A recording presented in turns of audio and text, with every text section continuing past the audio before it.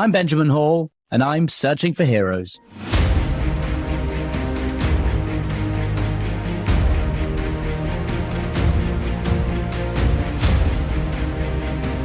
It's been just over 3 years since a Russian missile attack hit our Fox crew in Ukraine. And on that day, our cameraman and a great friend of mine, Pierre Zakchevsky, our 24-year-old fixer, Sasha Kushinova, and the 2 Ukrainian soldiers who were with us, they were killed. Somehow, despite the fact, though, that I was sitting effectively in the death seat of that car, right in the middle of it, I survived. Missing a leg, a foot, part of a hand, part of an eye, and badly burnt across my body. But looking back at it, from the very moment that they carried me out of the country, and right throughout my recovery, I have been learning, I have been growing, and out of the darkness I have now learned, you can thrive. That there is nothing that can hold you back. There is nothing that can stop you. And that there is everything to drive for. This week, my new book, Resolute, is released. And in it, I have recounted the highs and many of the lows, and everything in between too, as I try to look right at resilience. Now, you should know that I have always been an optimist. I was blessed with that from youth. After the bombing, a doctor diagnosed me with a post-traumatic optimism. It was a testament, he said, to my unwavering positivity. Now, look, that's not something you might hear every day, but it is a very real experience. And in many people who go through something traumatic, and I speak to many of them in the book, it's called post-traumatic growth. And it is one of the other great lessons that I think we should all know. That pushing through discomfort to the other side, well, that is one of the most rewarding things you can do in life. And that on the other side of any trauma comes great strength. It does not mean it's all easy, but I have learned to welcome these burdens, welcome the tough days, because when you conquer them, you are stronger than ever before every single time. When I talk to people about everything I went through, many of them sound amazed at what I've endured and how well I've done. They often ask, whatever you have, can you bottle that? Can you share that? Well, look, I can't really offer any kind of magic potion, but my new book, Resolute, is an attempt to try and share my experience, to share my perspective. And look, I want to be clear, I'm not an expert in any particular field. I don't have advanced degrees or specialized knowledge. I can't offer a guidebook with lessons and exercises. My expertise, what I've done for many years, lies in storytelling. That's what I do for a living. So today, I guess I'm going to try and share a few of the ways of how I and those who I've met along my journey, how we were able to take on any challenge and beat the toughest odds.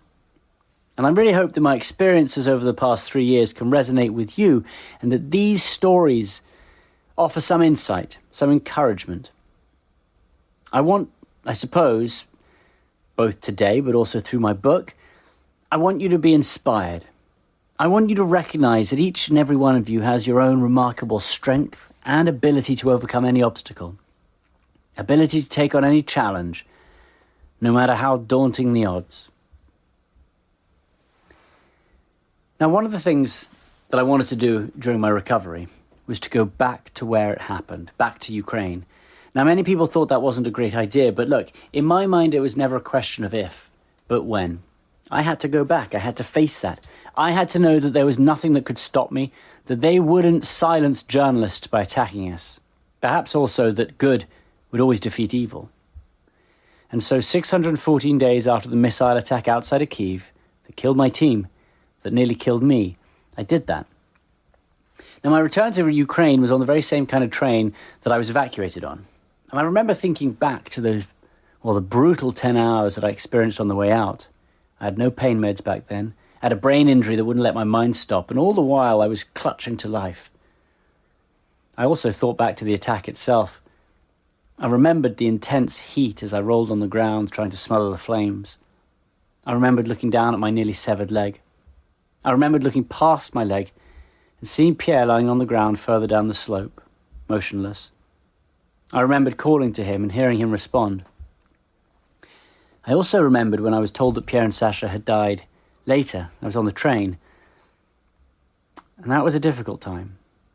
I mean, I was too foggy-headed. I was too much in pain to be able to contemplate their deaths. But when I came back on that second train ride back to Ukraine, when I was lying down in the same place, in the same way, well, back then I felt a real fresh wave of emotion. And rather than hide from that, I chose to relive it, to relive every moment of it, try to understand not just what had happened, but also how I had changed and what I had learned. And despite all of the horror, there is now one place that I have ended up. And that's this. What a gift. How lucky am I? How precious and wonderful is life. Don't waste a single minute of it from now on, because you've been given another life. And even though I was bringing back memories of one of the most painful and darkest nights of my life, I felt a profound sense of comfort. Those memories, they weren't frightening to me. They were affirmations. They filled me with gratitude. Gratitude for whatever it was that allowed me to survive that day, to persevere through those months of recovery and to keep going. And one thing that I learned from the beginning, and one of the reasons that I wanted to go back to Ukraine, is this: that you must never hide from the pain. You must never run from the trauma. You must look straight at it when it appears, and you must reply to it and tell it that you will beat it every single time, that you will rise up every single time.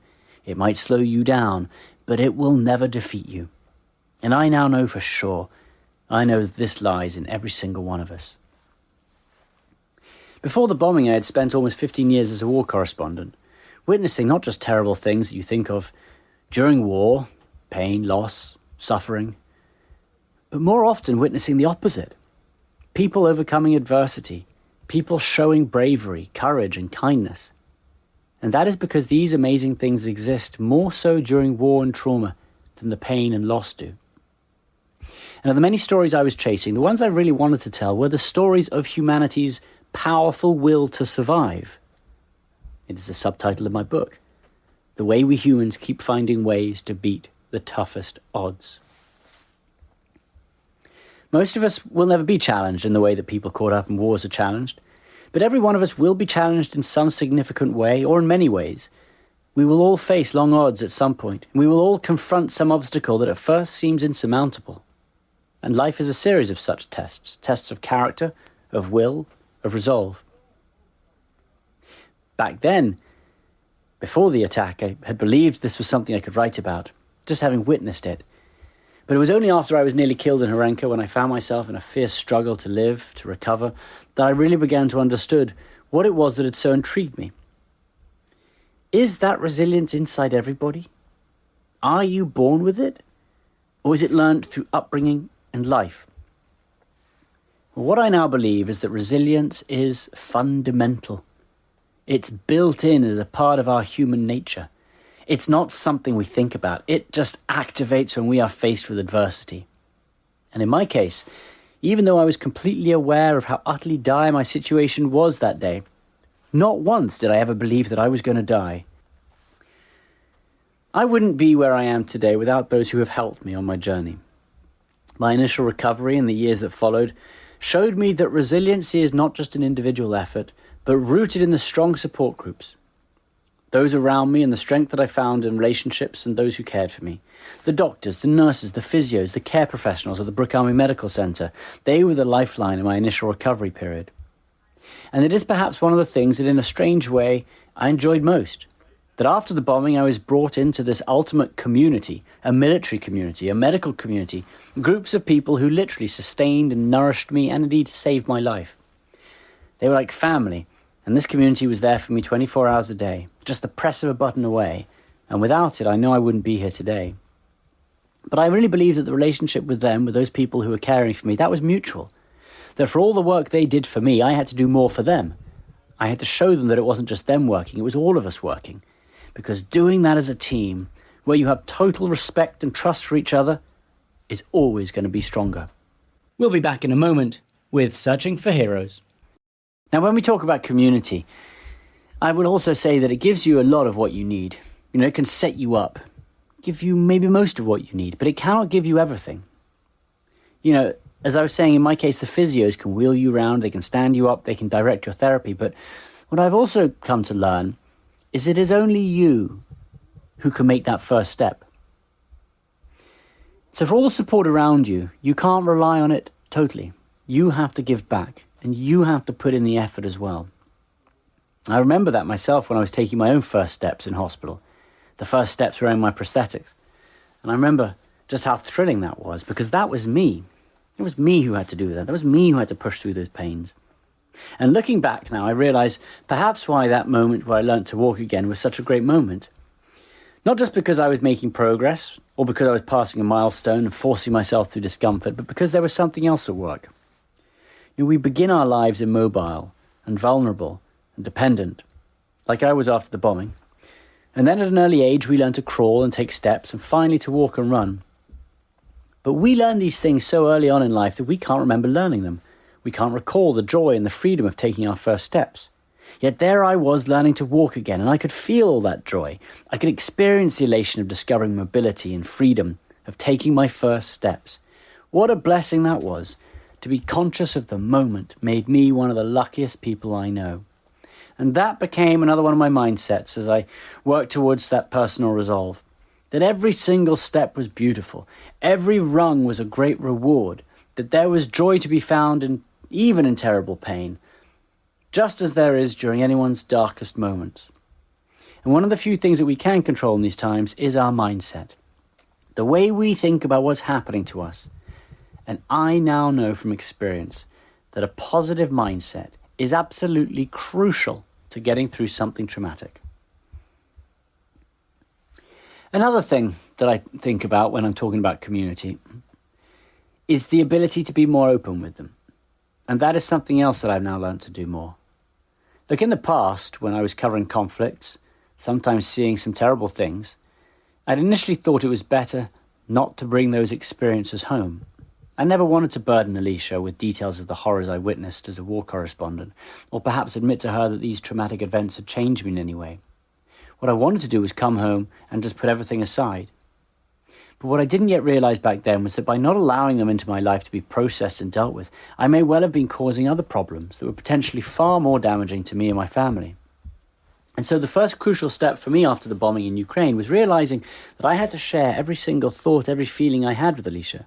Now look, I've never been a complainer. And so personally, I had to find a balance between the extremes of being a total burden and being stoic. Now that balance point will be different for everyone in a situation like mine, but it's imperative that we all find it. I don't believe you can be a complainer all the time, but nor must you keep it all in.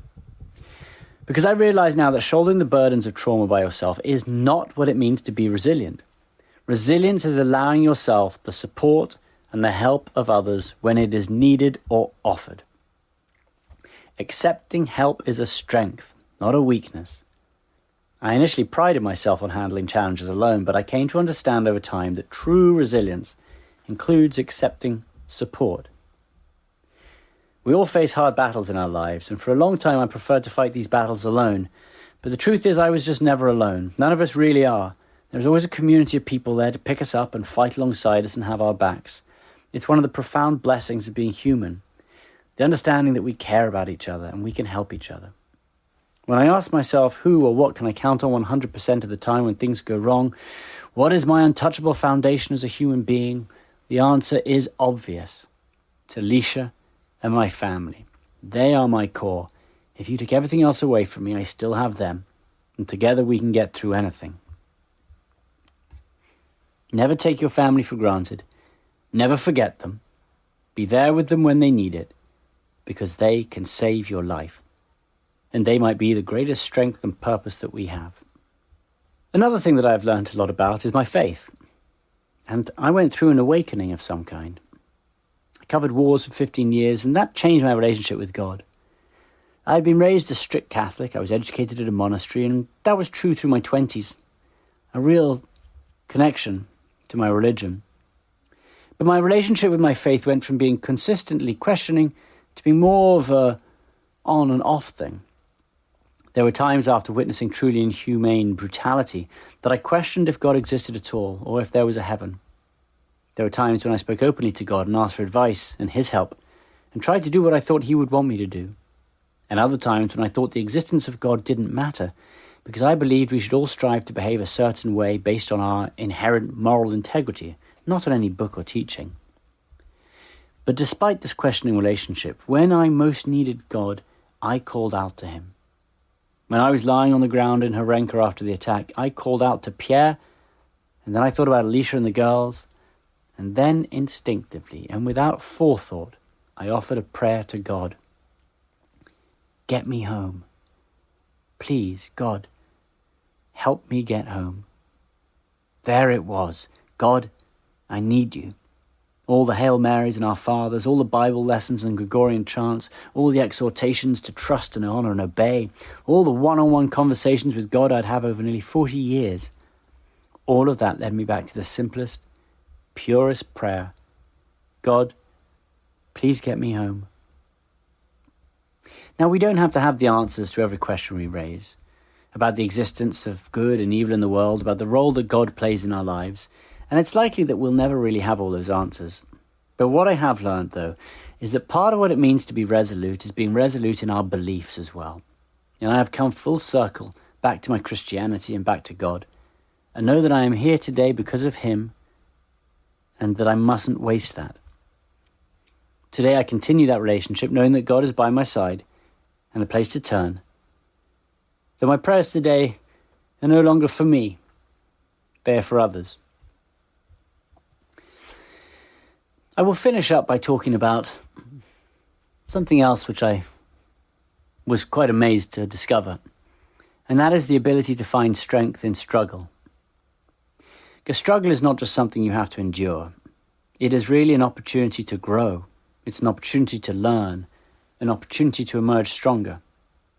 For me, accepting and adapting to challenges wasn't enough. I wanted to embrace them as opportunities. And what I learned was that the power of positive thought is as amazing as any other force in the world. If you alter the way you think about challenges, from something frightening to something to be embraced, you unlock a whole new level of performance. And this shift doesn't just help you face hurdles, it also gives you the ability to shatter barriers that once felt unbreakable and achieve dreams that once felt unattainable. After some time to reflect, I realized that asking the question, why me, was not the proper thought process. Instead, I began asking, what will I do with this gift I've been given? For me, writing books, doing this podcast, raising money for charities, speaking to schools, helping others who have been injured, being accepted into some amazing communities, all of those are great gifts that I've received. You just have to look for the positives. And so I suppose as I finish this up today, I would say do that. Be resolute in your beliefs. Go outside and find opportunity where it may not appear there is some. And just know that if hurdles come your way, that you can get past any single one of them. Focus your mind. Think hard about why you're doing it. And know that on the other side, everything will be okay. When things are really difficult, don't think too far ahead. Think of the moment, right now. Find something of joy around you, something you enjoy. Take a moment, take a few moments to enjoy that. And then go out and do your work hard, and you will get anywhere you want. Thank you so much for listening today. My book Resolute comes out tomorrow on March the 18th. And I hope you enjoy it. I hope perhaps that it can encourage you. And I suppose more than anything, get back to me. Let me know if you enjoyed it. And keep living. Many thanks. Listen ad-free with a Fox News Podcasts Plus subscription on Apple Podcasts. And Amazon Prime members can listen to this show ad-free on the Amazon Music app.